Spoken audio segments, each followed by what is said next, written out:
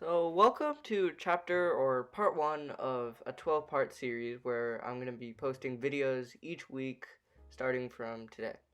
So, there are going to be 12 parts, and we're going to be talking about the Raspberry Pi and how it's used and what you can learn from it in the future.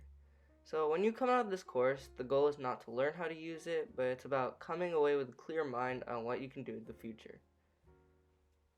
So the first episode, we're going to be talking about setup and Raspbian OS. The second episode, we're going to be talking about the GPIO pins. The third episode, we're going to be talking about Python and how we use it.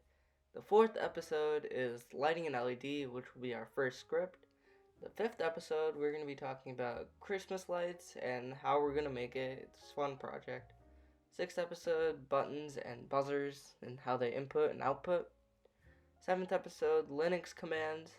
8th episode, we're going to be talking about SSH and how it's going to make our life easier. 9th episode, we're going to make a live stream. The 10th episode, we're going to be looking at analog and digital sensors. 11th episode, security system. And the 12th episode, we're going to be looking at databases. So that's for the future, but in this episode, we're going to be talking about setup and the Raspbian OS. And it's relatively easy to do this, but let's get started. The things you'll need are pretty simple. All you need is a keyboard, some type of mouse, a Raspberry Pi, and a monitor. You'll also need some kind of SD card. However, make sure it's a micro SD card. As you can see, I have a 64GB SanDisk Ultra Micro SD card. Any micro SD card will work as long as it has viable storage space for your projects.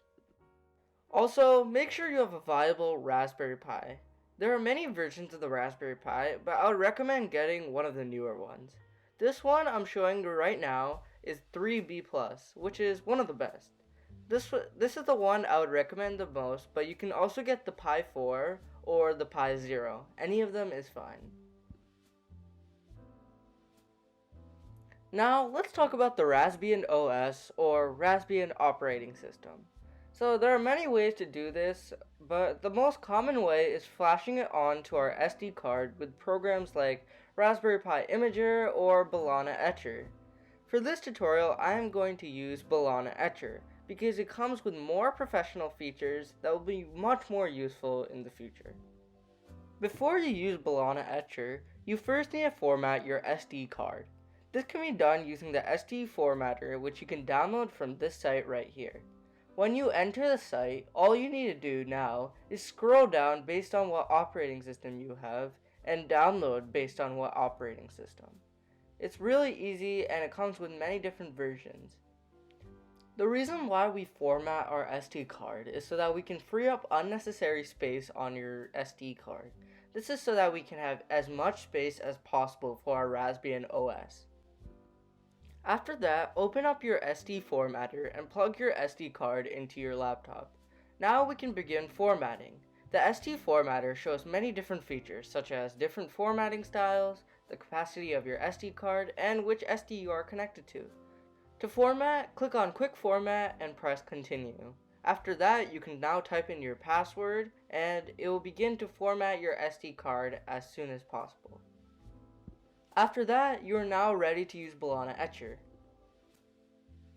To actually download Raspbian, we have to go to a site called raspberrypi.org/downloads. In this page, this will give all the useful stuff that we need for our Raspberry Pi. So as you can see, it shows a link for a Raspberry Pi Imager, which is great and all, but I would prefer using a thing called Balana Etcher, which you can download from this site right here. Then all you have to do is click on which OS you are on and download. After you are done downloading, go back to your Raspberry Pi downloads page and scroll down to find Raspbian.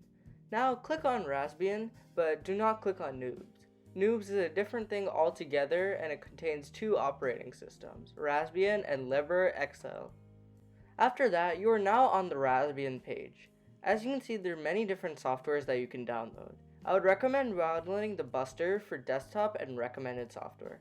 After that, it'll take a few minutes, but it will download. After that, open up Balana Etcher from before. Now select the image that you just downloaded from the Raspberry Pi website. Then connect your flash drive to the laptop as you can see and click the flash button when you're ready. It will then automatically begin flashing.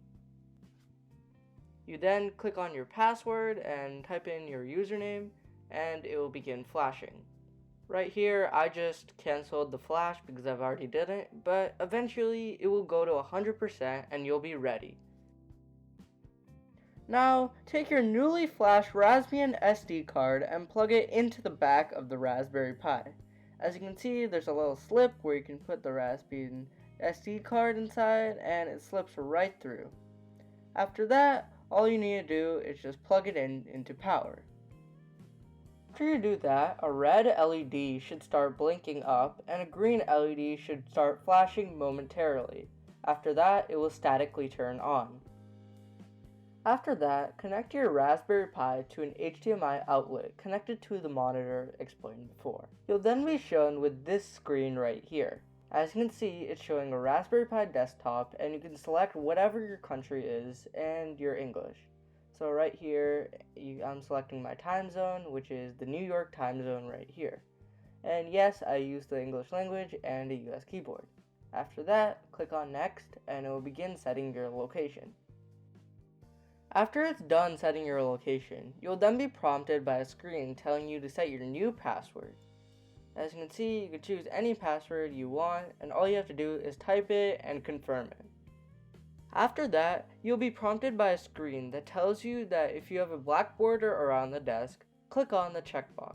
And since I don't, I'm going to click Next. After that, right here you can connect to your Wi-Fi, but since I'm already connected, I'll just skip it.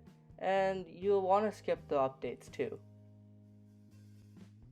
After that, you are now welcomed onto your desktop. Now let's check out our desktop toolbar. As you can see, we're going to look at the main Raspberry Pi toolbar. So there's many different features. As you can see, there's a programming section, an education section, an office, an internet, and the programming section has different features such as all the languages that can code the Raspberry Pi, as well as all the IDEs. The education has SmartSim, which is a digital logic circuit design and simulation package.